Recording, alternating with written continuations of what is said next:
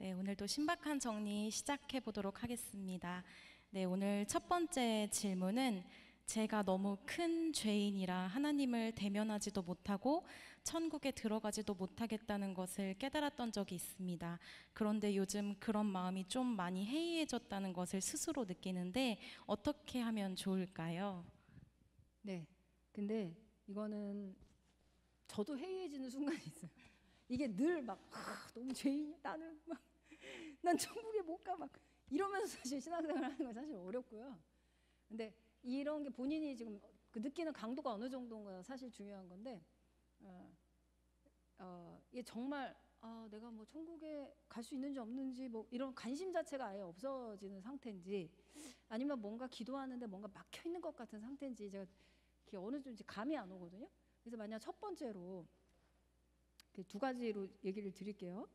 뭐 예전에는 뭔가 기도만 해도 막 눈물이 흐르고 내가 죄인인 것 같고 그랬는데 요새는 기도해도 뭔가 하늘이 좀 막혀 있는 것 같고 뭔가 이제 조금 답답하고 기도가 잘 되지 않고 그리고 또 그 어떤 그런 성령의 감동이라고 하는 그런 영적 감동이 좀 약간 줄어들었다라고 느끼는 어떤 상태시라면 저는 조금 버티라고 말씀드리고 싶습니다. 하나님께서 우리를 겸손하게 만드는 여러 가지 방법 중에 하나는 때로는 영적인 은혜를 잠깐 스탑하시는 거예요. 우리가 때로는 메마른 상태도 하나님은 허락하십니다.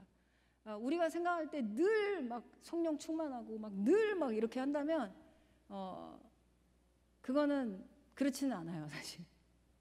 근데 그렇게 되는 경우도 있긴 있습니다.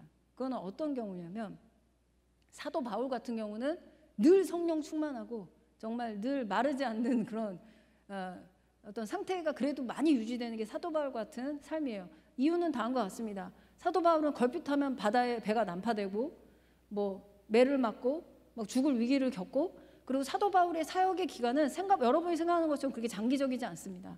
그가 아라비아로 몇 년 또 갔다 오고 나이가 들어서 또 예수님 만났기 때문에 사도 바울이 실제적으로 사역한 기간의 어떤 그 횟수를 생각할 때 사도 바울이 엄청나게 많은 소아시아도 개척하고 마게도냐 뭐 그다음에 고린도 그 모든 그 지방을 다 아가야 지방 막 이렇게 돌아다니면서 개척했다는 걸 생각하면 사도 바울은 쉬지 않고 전진하고 자기 사역 기간에 이 서신서를 쓴 기간에 그러니까 늘 성령 충만할 수밖에 사실 없는 거예요. 그러니까 늘 그 기도가 정말 내일 당장 죽을 위기인데 어떻게 기도가 뜨겁지 않겠어요. 근데 사실 우리는 그렇게 사도 바울처럼 늘 다이나믹하지는 않단 말이에요. 그렇다면 사실은 우리는 우리의 이 영적인 어떤 부분을 당연히 신약 성경에서 우리에게 얘기하는 바를 우리가 다 해야 되겠지만 신약 성경의 그 영적인 메마름을 그렇게 많이 다루진 않았고 오히려 그건 구약 쪽에 많이 있습니다. 그 구약 쪽에 많이 있고요. 그 다음에 영성의 전통, 그 소위 말하는 중세 카톨릭 시대에 이게 쭉 내려오는 영성학이라는 게 있어요. 근데 거기에 보면 대다수의 많은 기도에 전념했던 기도자들, 그 다음에 영성의 그 어떤 길을 계속 추구했던 분들이 그런 영적인 메마름의 시간이 있었다는 것을 전부 기록에 남겼어요.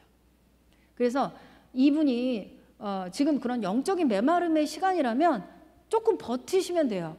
근데 제가 드리고 싶은 말씀은 버티되 예배나 기도나 말씀을 포기하지 않은 상태에서 버티셔야 돼요. 그러니까 내가 이 은혜가 안 되니까는 이제 요새 좀 기도하지 말아야겠다, 말씀 보지 말아야겠다가 아니라 때로는 은혜가 되지 않아도 기도의 약속 시간을 지키고 말씀의 시간을 지키는 거예요. 근데 하나님께 그런 심지어는 그게 몇 년씩 되는 사람도 있어요. 약간 무섭죠? 네.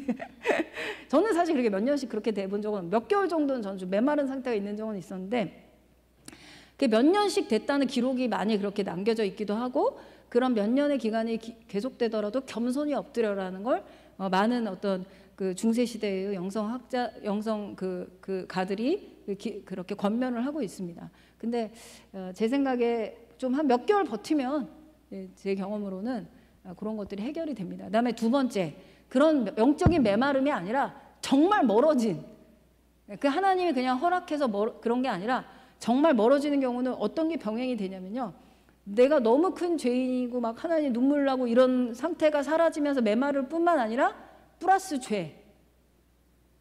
정말 하나님이 해서는 안 된다고 하는 죄악된 행동이나 생각이나 말이 이 삶에 막 덕지덕지 붙는 그게 있습니다. 그거는 단순히 메마른 상태가 아니라 진짜 멀어진 상태 하나님과. 그러니까 내가 정말 하나님과 더 멀어지는 어떤 다른 뭐 행동이나 뭐 예를 들어 뭐 쉬운 예로 내가 갑자기 그러면서 동시에 막 술을 즐기기 시작했다. 그럼 술 취하면 당연히 뭐 하나님과 멀어질 수밖에 없습니다.